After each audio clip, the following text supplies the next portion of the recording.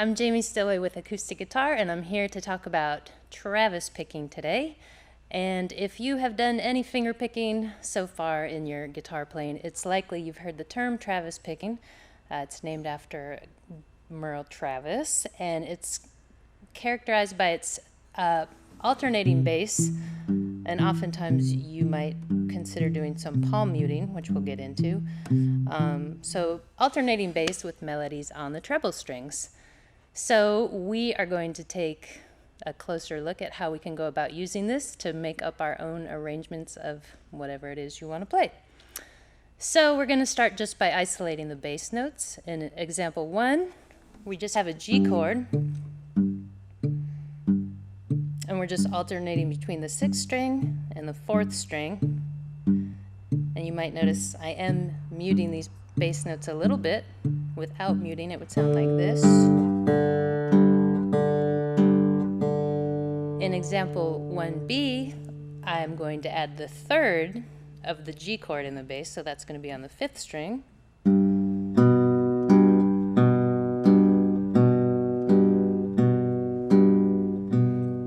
And then finally for 1C, I'm going to combine the two notes, and you will have something that sounds like this.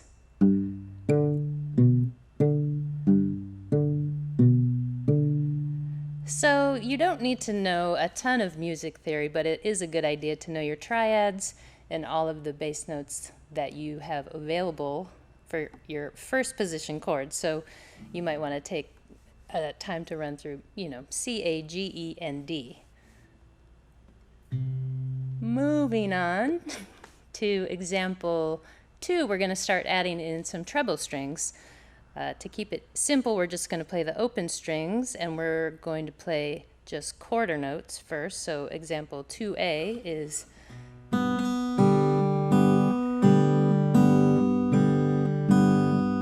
notice if I'm not playing the 5th string in the bass, I'm not even going to hold down my finger on the 5th string because I don't want to work too hard when I play guitar. And example 2B, we're going to add 8th notes in the treble strings while continuing with quarter notes on our bass notes. So we will have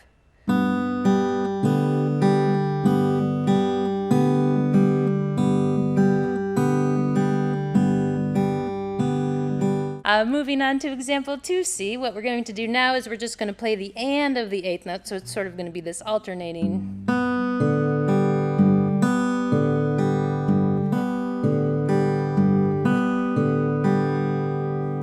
So considering the bass notes that we had from example 1C, where we were playing the root and then the 5th and then the 3rd and then the 5th, that's what examples 3 are going to be.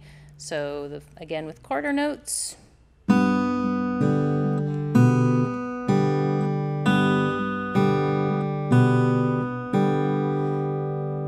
And then 3B is with 8th notes.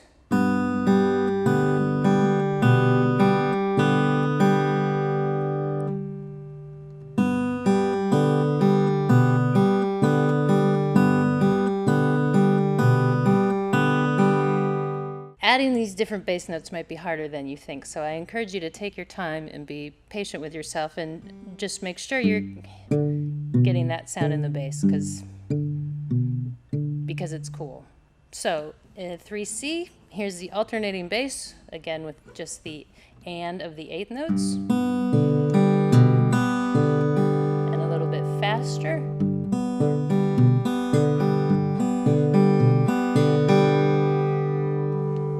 After you get just the 8th notes and the quarter notes down, you can start to syncopate the notes that you play on the treble strings a bit more. So example 4A is going to sound like.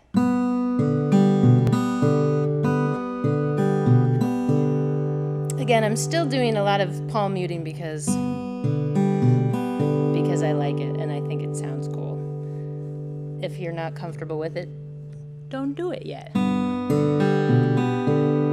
4B is going to be the same idea of the syncopated melodies on the treble strings, but with a C chord. And when you play this pattern, you might recognize hints of Dust in the Wind or Landslide, like you've always wanted to play.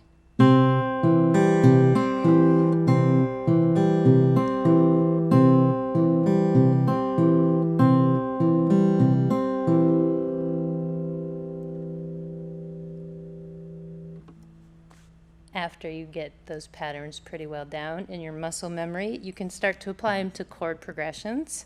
Example 5 is just a 2-5-1 in the key of C, which means you're playing a D minor to a G chord to a C chord.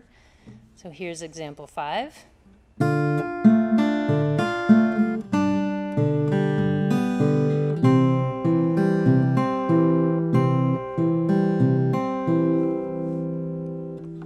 After that, it's a good idea to try and add some scales into this pattern.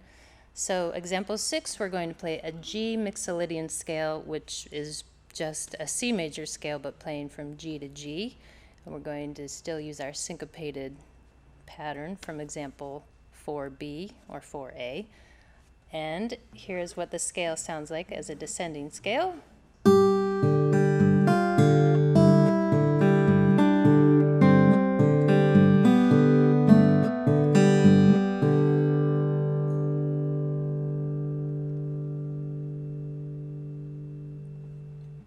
If you were looking for a bluesier sound, you could use these same ideas and add some hammer-ons. So, example 7.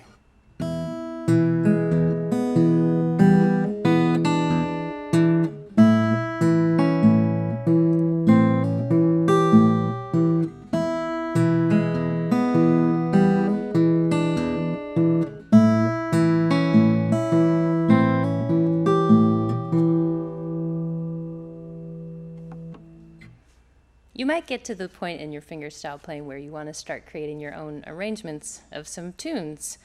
Example 8 takes a familiar melody, everybody's favorite, Skip to My Lou.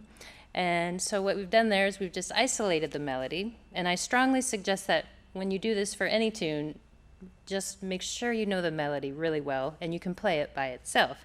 So, example 8.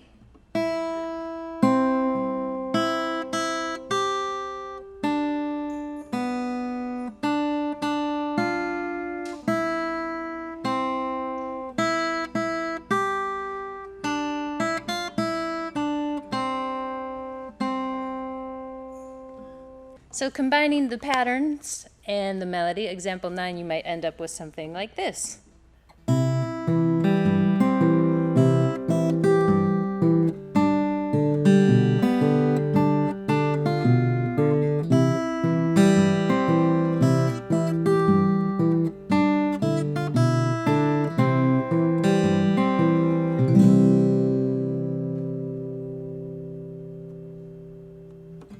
So that's it. Again, take your time, go slowly, have fun. The end.